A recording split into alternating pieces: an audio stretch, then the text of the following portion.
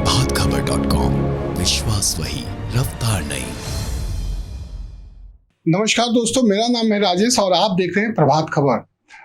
बिहार विधानसभा के 2 सीटों पर हो रहे उपचुनाव को लेकर आज हम चर्चा करेंगे अपने 2 सीनियर साथी शशि भूषण कुंवर जी से और राजदेव पांडे जी से। शशि भूषण जी कांग्रेस बीट लंबे समय से देखते रहे हैं और राजदेव पांडे जी आरजेडी बीट। इन दोनों से चर्चा का उद्देश्य है कि दोनों विधानसभा सीट में कांग्रेस की एंट्री से अप डाउन हुआ है या फिर दोनों एनडीए और आरजेडी के बीच सीधा टक्कर है। शशि जी, ये बताइए कि अभी जो कांग्रेस में जो गठबंधन से बंधन टूटा, दूरी हो गई दोनों में, तो इसका क्या प्रभाव पड़ेगा चुनाव में? राजेश जी, ये चुनाव बड़ा दिलचस्प हो गया है। लंबे समय तक आरजेडी और कांग्रेस एक साथ रहे, साथ साथ सुख दुख झेला। अब मात्र 2 सीटों के चुनाव को लेके दोनों में इतनी खटास बढ़ गई है कि जिसका अंदाजा नहीं लगाया जा रहा है।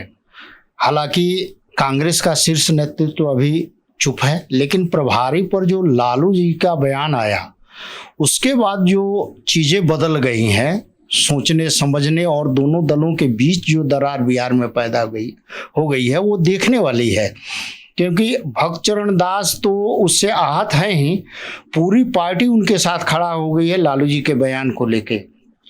तो एक बड़ा इशू उसको उन लोगों ने दलित कार्ड के रूप में यूज़ किया है। कांग्रेस वाले जो भक्तचरण दास पर जो लालू जी का हमला था उसको दलित कार्ड के रूप में इस्तेमाल कर रहे हैं, जिसमें मीरा कुमार से लेके और दूसरे दल के जीतन राम मांझी भी उनके पक्ष में खड़े हैं कहीं ना कहीं। तो अब इसका एक मैसेज देना चाह रहे हैं कि कांग्रेस जो है वो दलित का अगर चेहरा लाती है तो उसका लालू जी कहीं ना कहीं विरोध कर रहे हैं।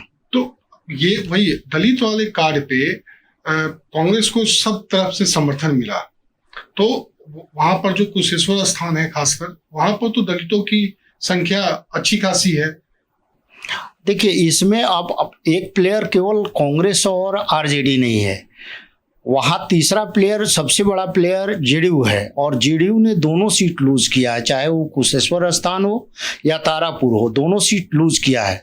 सत्ता में सरकार में है जेडीयू और जेडीयू के सारे लोग एड़ी चोटी से अपना मेहनत कर रहे हैं और उनका जो नीतीश जी का अपना जो काम है, दलितों के लिए किए गए जो उठाए गए कदम है, उसको लेके वो लोग सारे जितने जेडीयू के लोग हैं या भाजपा के मंत्री हैं या वो कार्यकर्ता हैं, सारे लोग उसको कैश करने में लगे हुए हैं कि नीतीश जी से बेहतर दलितों का कोई हितैषी नहीं हो सकता है।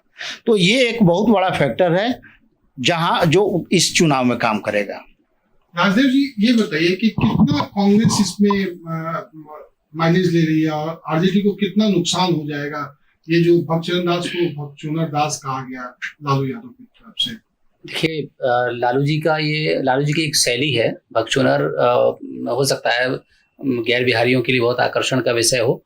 रही बात दलितों को अपमानित करने की मंशा की, तो ये तो अब वोट पता चलेगा मतदान के बाद कि किसने कितना प्रभावित किया। लेकिन वो महादलित प्रत्याशी उनके साथ है, वो उनका जो प्रत्याशी है वहाँ पर कुशेश्वर स्थान में, वो महादलित है। तो दलित का कार्ड कितना सफल होगा अभी मुश्किल है। और रही आज उनकी जिस तरह सभाएं हुई और जिस तरह जन सैलाब वहाँ उनको देखने को मिला है, तो ये करंट है कि भाई राजा उनकी लोकप्रियता पर कोई अभी खास असर नहीं पड़ा है।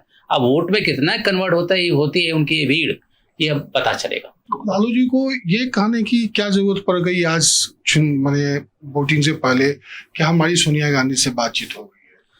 देखिए, वो तो निश्चित तौर पर उन्होंने कल भी एक स्टेटमेंट जारी किया था कि कांग्रेस की उन्होंने बहुत मदद की है और ऐसा सभी सियासी जानकार जानते भी हैं कि बुरे दिनों में सिर्फ राजद और कांग्रेस ही साथ थे।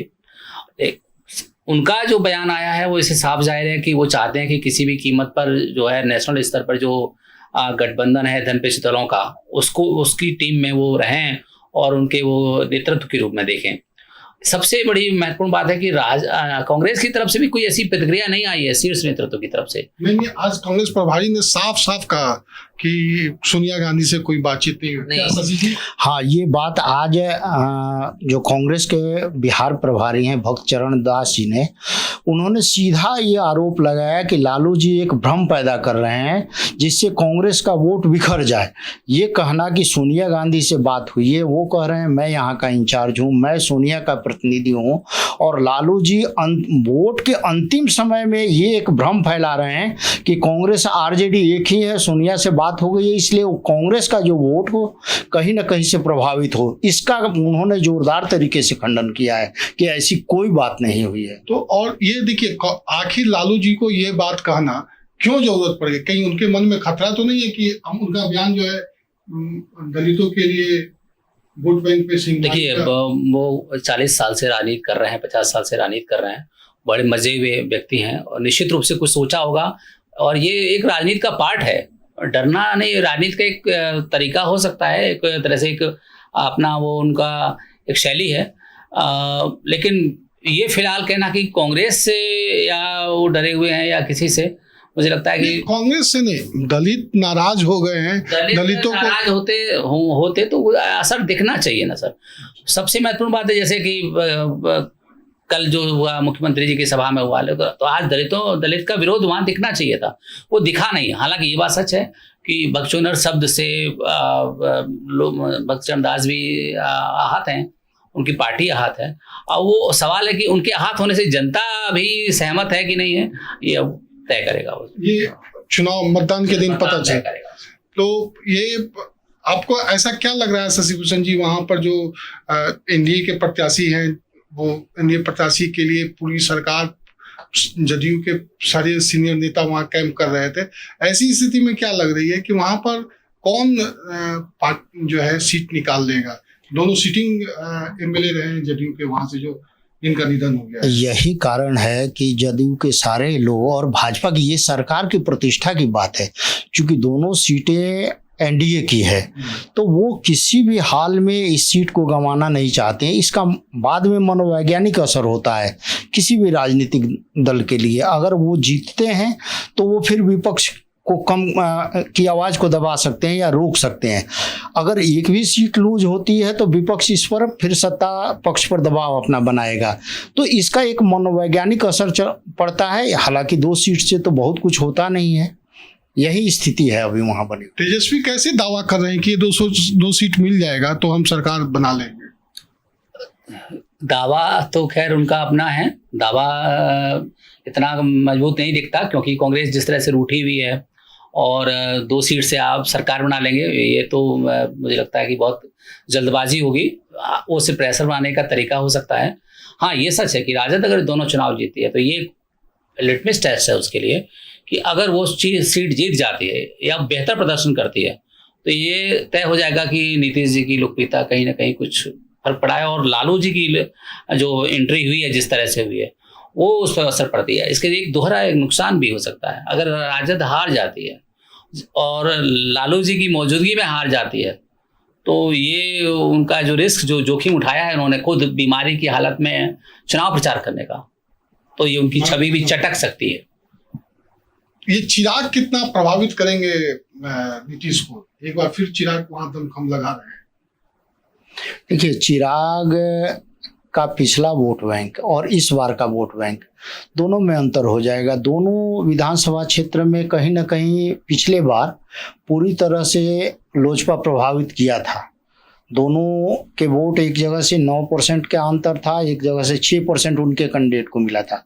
लेकिन जब खुद घर में ही आग लग गई है, एक उनके चाचा पार्टी का एक पक्ष लेके एनडीए के साथ हैं और ये स्वतंत्र अपना खड़ा है, तो स्वतंत्र उनकी भी परीक्षा इस बार है, उनकी भी अग्नि परीक्षा है कि वो 6% और 9% अपने प्रत्याशी को वहाँ वोट ला सकते हैं कि नहीं ला सकते हैं। ये भी अब इस बार दिलचस्प आंकड़ा है, इसको देखना पड़ेगा। बिहार के 2 सीटों पर हो रहे विधानसभा के उपचुनाव में सभी दलों की प्रतिष्ठा लगी हुई है।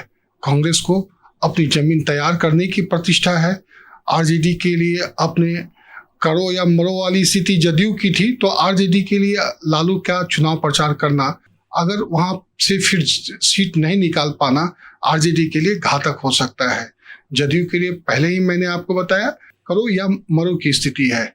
ऐसी स्थिति में अब यह देखना दिलचस्प होगा कि 30 तारीख को मतदाता किसकी तरफ अपना रुझान करते हैं।